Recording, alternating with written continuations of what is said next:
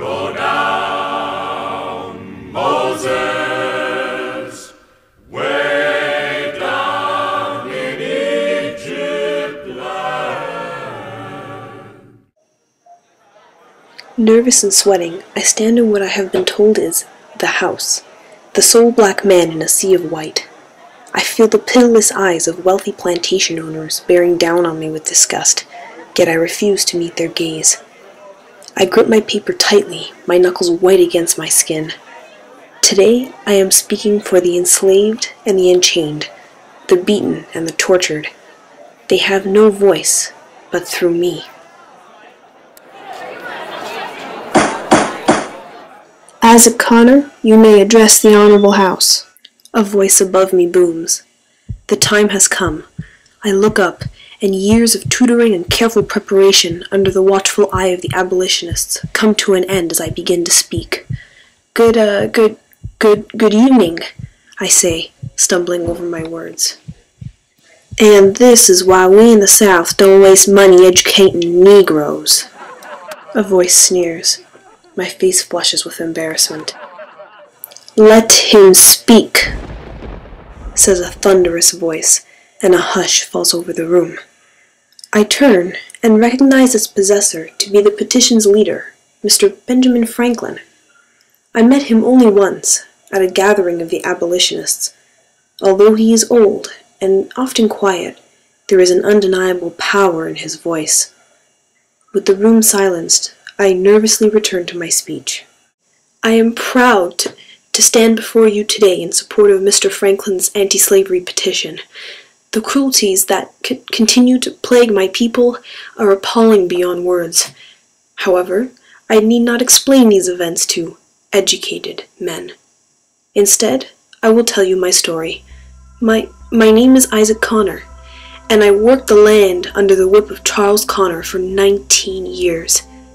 There, I met my Amina, my love, and soon after she bore me my Sierra, my beautiful daughter. I pause. As I speak, memories of my family flood my mind, so real that for a moment I believe I can reach out and touch them, embrace them. An uncontrollable surge of emotions washes over me, and I see the paper shaking under my unsteady hands. I feel a reassuring touch on my shoulder. It is Mr. Benjamin Rush, the abolitionist. Please, continue, he says gently, with a kind smile. I straighten my crumpled paper and journey on into the land of my past. The last time I saw my Sierra is a day I will never forget. Mr. Connor had a visitor on the plantation, an unfamiliar face that made all the slaves uneasy. We knew all the local slave traders, and this man was not one of them. He pointed at Sierra, and she stopped her work to look up at me in confusion. My heart skipped a beat as he strode towards her, and although I could not understand his strange language, I saw the evil in his hollow eyes.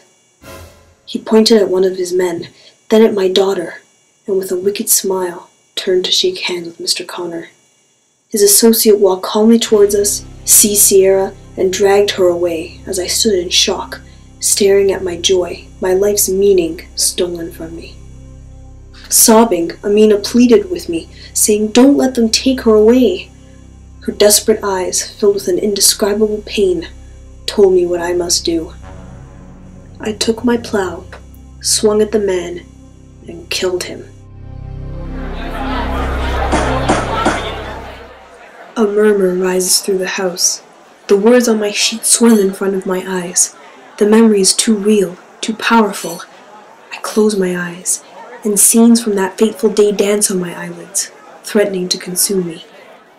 Isaac, Isaac, I hear as the horrific images fade. I open my eyes, and Mr. Rush is leaning over me with a strained expression, a cross between concern and anger.